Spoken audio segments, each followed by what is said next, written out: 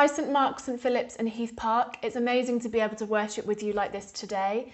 And I want to say a particular hello to the families that are worshipping with us as part of our big church family. Over the last couple of months when our buildings were open, some of you were able to actually come into our buildings in St Philip's and in St Mark's, and we got our physical clipboards out, didn't we? And we did some sermon artwork, those kids and young people that were with us, and that was so encouraging to the rest of us. Let me show you some of my highlights from St Mark's.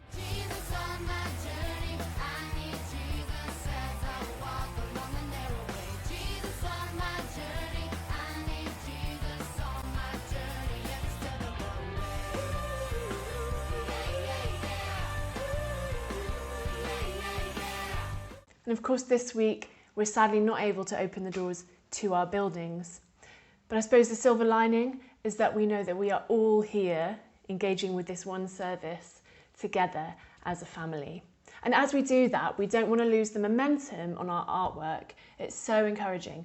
So we are inviting all of our children and young people, carry on doing artwork. It doesn't just have to be with clipboards and pens and paper. Whatever you've got at home, it can be with Lego, you could do a collage, whatever you want to do. But as Marcus speaks, listen, prick up your ears and see what Jesus is saying to you. We've given some of the younger ones some colouring sheets, and older kids, listen out, see how you can represent what Jesus is saying. So he talks about cities that have seen lots of miracles during his time on earth, but haven't turned and trusted in him. And then he talks about, in this amazing verse, which is so relevant to us, I praise you, Father, Lord of heaven and earth, because you've hidden these things from the wise and learned and revealed them to little children.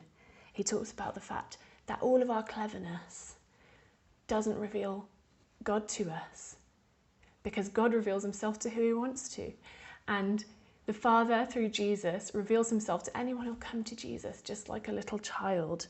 So clever people in universities might not get Jesus, but you can get Jesus right in your living room as you come to him with simple faith. So how could you draw that? And then he talks about these famous verses where the whole universe is in his hands, but he wants to use all of that power to give us rest. He says, take my yoke upon me. Maybe look up what a yoke is. What is a yoke? It's something to do with farming. And think about how you could show taking off the yoke of the world, putting on Jesus's yoke, working with him through this life, him carrying all of the weight. I can't wait to see what you come up with.